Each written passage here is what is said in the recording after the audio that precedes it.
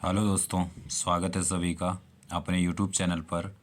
आज की इस नए वीडियो के साथ, जो कि चक्रव्याधि व्यास से संबंधित, आज टाइप 3 के अंतर्गत हम दो यहाँ पे इम्पोर्टेंट क्वेश्चन डिस्कशन करेंगे जो कि प्रीवियस ईयर में पूछे गए हैं। उनको बहुत ही सरल तरीके से आप लोगों को समझाने की कोशिश करते हैं ताकि आप कम समय में एग्ज़ाम में क्वेश्चन को अच्छे से कवर कर पाएँ। इससे पहले टाइप 2 हमने अपने चैनल के प्लेलिस्ट में अपलोड कर दिए हैं। जो दोस्तों ने ना देखा हो तो उनको ज़रूर देख ले ताकि आपको ज़्यादा से ज़्यादा बेनिफिट हो। आइए आज का क्वेश्चन देखते हैं। कह रहा है 5120 रुपये की राशि पर 12.5% दर से 3 वर्ष का हमसे चक्रवृद्धि ब्याज पूछा गया है। तो हमें 3 वर्ष का चक्रवृद्धि ब्याज निकालने के लिए क्या करेंगे? जो हमारी दर दी गई है कितनी है? 12.5%। 12.5% का मान कितना होता है? आइए इसको सॉल्व करते हैं। तो क्या करेंगे, एक अंक के बाद दशमलव लगा, इसको हटा के नीचे क्या कर देंगे, एक जीरो बढ़ा देंगे। कितना? 10 हो गया। और ये प्रतिशत का सिंबल है, इसको हटा के भी नीचे हम 100 से गुणा कर देते हैं। इस प्रकार हम अगर काटेंगे इसको 25 से, 25 पंच 125 होता है और 25 चौके दोस्तों कितने होते हैं? 100। इस प्रकार के जो निकल के आया वो 5/10 चौके 40। मतलब कितना हुआ? 5 एकम 5, 5 अट्ठे 40। तो इस प्रकार हम डायरेक्ट याद रखेंगे जो 12.5% का मान कितना होता? 1/8। इसके माध्यम से आइए क्वेश्चन को हम सॉल्व करते हैं। कितने साल का हमें निकालना है चक्रवृद्धि ब्याज? 3 वर्ष का। नीचे जो दिया रहता है ये होता है हमारा मूलधन। ठीक है दोस्तों, ऊपर जो होता है ये अंश में, इसको हम कहते हैं ब्याज। हमें कितने साल का दोस्तों ने निकालना है? 3 साल। तब कुछ नहीं करेंगे, पहली साल का क्या होगा, मूलधन में 1 जोड़ देंगे तो हमारा ब्याज हो जाएगा क्या? ये मूलधन होता है हमारा P। और इधर जो निकल के आता है रेशियो, इसको कहते हैं मिश्र धन। 1 से डिनोट करते हैं। तो पहले साल का मिश्र धन कितना हो जाएगा? 8 से 1 जोड़ देंगे ब्याज, तो कितना हो जाएगा? 8 से 9। हमें निकालना दोस्तों कितने साल का? 3 साल का। तो ये प्रक्रिया हम 3 बार अपनाएंगे, 8 से 9 तथा 8 से 9। जितने वर्ष को यहाँ पे दिया जाएगा, 2 वर्ष का निकालना होता तो हम 8 से 9, 8 से 9 कर देते हैं। मैं 3 साल का पूछा गया है तो इस प्रकार से हमने निकाल लिया। आइए इनको गुणा करते हैं। 8 64 अट्ठे कितना होता है? 512। तो हमारा जो मूलधन निकल के आया वो कितना? 512। इसी प्रकार से जो मिश्र धन निकल के आएगा वो कितना होगा? 9 9 81। 81 गुणा 9 में करेंगे दोस्तों कितना आ जाएगा? 729।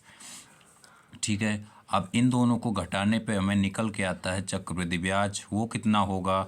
तो इसमें घटाएंगे 729 में 512 हम दोस्तों घटाएंगे तो घटाने पर कितना निकल के आएगा हमारा? 500। देखो घटाते हैं, 9 में 2 गया, कितना बचा दोस्तों?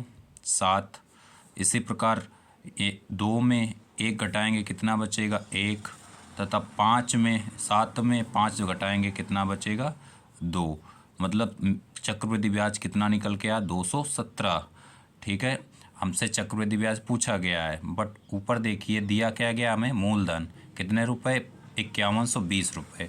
आप लोग यहाँ देखिए मूलधन हमें कितना दिया गया? 512। मतलब 512 का मान ये दिया गया है, तो लिख लेते हैं 512 का मान कितना दिया गया है? 5120 रुपये। अगर दोस्तों इसको हम काटेंगे 512 से 512 कट गया, मतलब 1 बराबर कितना बचा? 1 जीरो बचा, मतलब 10 के। 1 की वैल्यू कितनी निकल के आई? 10 से। हमें पूछा क्या गया दोस्तों? चक्रवृद्धि ब्याज। आइए चक्रवृद्धि ब्याज हमारा कितना? 217 रुपये। 1 बराबर 10 के, तो 217 मान, मतलब हमें चक्रवृद्धि ब्याज पूछा गया वो कितना हो जाएगा? 217 गुणते 10 कर देंगे, बस हमारा आंसर आ गया। तो कितना आ जाए? 2170 रुपये। 10 का गुणा इसमें करेंगे तो कितना आ जाए? 2170 रुपये। यही हमारा चक्रवृद्धि ब्याज हो गया। तो इस प्रकार से हम 3 साल का चक्रवृद्धि ब्याज निकालते हैं। तो हमारा ऑप्शन कौन सा सही हो जाएगा? डी, जो कि MTS एग्ज़ाम 2022 में पूछा गया। इस प्रकार से आप क्वेश्चन को सॉल्व कर लेंगे। आइए एक क्वेश्चन और करते हैं जहाँ पे कुछ इस प्रकार का क्वेश्चन दे दिया जाता है जो काफ़ी इंपॉर्टेंट हो जाता है। मतलब 2 सही 1/3 वर्ष का हमसे चक्रवृद्धि ब्याज पूछ दिया जाता है। तो हमें कितना निकालना? 2 सही 1/3 वर्ष का। समय T बराबर कितना है? 2 सही 1/3 वर्ष, ईयर्स। क्या हम इसको 3 भागों में इस प्रकार से लिख सकते हैं? 1 वर्ष, 1 वर्ष तथा 1/3 वर्ष। इसको हम 2 से 1/3 भाग को हमने क्या 3 भाग में डिवाइड कर लिया। हर वर्ष के लिए हमारा दर कितनी है दोस्तों? 10%। तो पहले वर्ष के लिए भी 10% होगी, दूसरे वर्ष के लिए भी 10% होगी तथा तीसरे वर्ष के लिए भी 10% होगी। ठीक है दोस्तों, 10%। 10% का मान कितना होता है? तो 10 बटे क्या लिखेंगे? प्रतिशत कटा के 100। इसी प्रकार इसको भी 10/100। इसी प्रकार इसको भी क्या लिख देंगे दोस्तों? 10 बटे प्रतिशत का चिन्ह हटाएंगे, नीचे 100 से गुणा करेंगे तो 300 हो जाएगा। 1 जीरो से 1 जीरो कट गया तो कितना आ गया? 1/10। इसी प्रकार से ये भी कितना आ जाएगा? 1/10। ये कितना, जीरो से जीरो कैंसिल कर देंगे, ये कितना आ गया? 1/30। तो इस प्रकार से हमारी भिन्न निकल के आ गई। आइए इसके माध्यम से सवाल सॉल्व करते हैं। तो दोस्तों इधर से हमें कितने 3 भिन्न के आई हैं, तो इनको क्या होगा? 10 से 11। पहले वर्ष का क्या होगा दोस्तों? 10 से 11। फिर दूसरे वर्ष का कितना होगा? 10 से 11। तीसरे वर्ष का कितना हो जाएगा आप लोगों को? 30 से 1 जोड़ देंगे ब्याज तो कितना हो जाएगा? 31। गुणा करेंगे कितना आ जाएगा? 3000 रुपये। ये गुणा करेंगे दोस्तों तो इसका मान कितना आ जाएगा तुम्हारा? 3751। कितना आ जाएगा? 3751 रुपये। आप लोग इसका गुणा कर लेंगे। अब इन दोनों को घटाने पर अभी ऊपर बताया तो हमारा क्या निकल के आता है? चक्रवृद्धि ब्याज।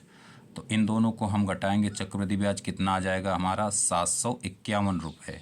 ठीक है दोस्तों, हमारा चक्रवृद्धि ब्याज निकल के आ गया। हमसे क्या पूछा गया दोस्तों? धनराशि, मतलब मूलधन का मान पूछा गया है। मतलब 751 रुपये जो चक्रवृद्धि ब्याज है वो हमारा कितना दिया? चक्रवृद्धि ब्याज यहाँ 1201.60। तो इसका मान कितना दोस्तों? 1201.60। किसका मान पूछा गया हमसे? धनराशि। धनराशि कितनी है दोस्तों? यहाँ पे धनराशि की हम बात करें जो कि हमें निकालनी है, किसका मान निकालना है? ये मूलधन, मतलब 3000 का मान निकालना है। ये हमारा मूलधन होता P और ये बताया था क्या होता? मिश्रधन, मतलब 3000 का मान पूछा गया है। ठीक है दोस्तों, तो 751 बराबर इसके, तो हमसे मान 3000 का निकालना है। तो 3000 रुपये बराबर क्या हो जाएगा? आइए इसको हम यहाँ पे सॉल्व करते हैं। तो 1206.60 ये किसका मान है? 751 का। पूछा किसका मान गया? मूलधन। मूलधन कितना हमारा? 3000। तो 3000 से गुणा कर देंगे।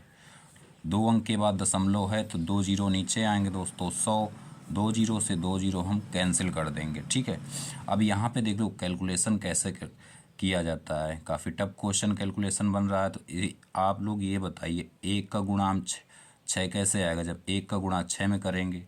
ठीक है दोस्तों, तो ये पूरा कितनी बार लग सब विभाजित होगा? 16 बार।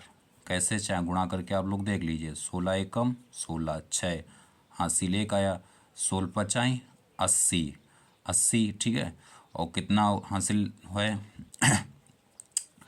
16 एकम 16 हासिल लगा 1, 16 पचाई 80 और 1 81 हो गया। देखो ये हासिल 8। अब 16 सत्ते कितना हो? 112 और 8 जोड़ देंगे तो कितना मिल जाएगा? 120। मतलब 751 से ये 16 बार में पूरा कैंसिल हो गया। अब 16 का गुणा देखो जैसे हम करेंगे 3 में तो हमें कितना मिल जाएगा? 48। और जीरो दिख रहा है, एक जीरो और तो कहीं आप लोगों को दिख रहा है 4800। तो ऑप्शन बी हमारा सही हो जाएगा। तो चक्रवृद्धि ब्याज में दोस्तों इसी प्रकार के कैलकुलेटिव सवाल आते हैं। तो आप इस माध्यम से काफ़ी कम समय में क्वेश्चन को सॉल्व कर सकते हैं। तो रोज़ इसी प्रकार वीडियो पाने के लिए चैनल को सब्सक्राइब कर लें तथा वीडियो को लाइक करें। मिलते हैं कल इसी प्रकार की नेक्स्ट वीडियो के साथ। तब तक के लिए जय हिंद।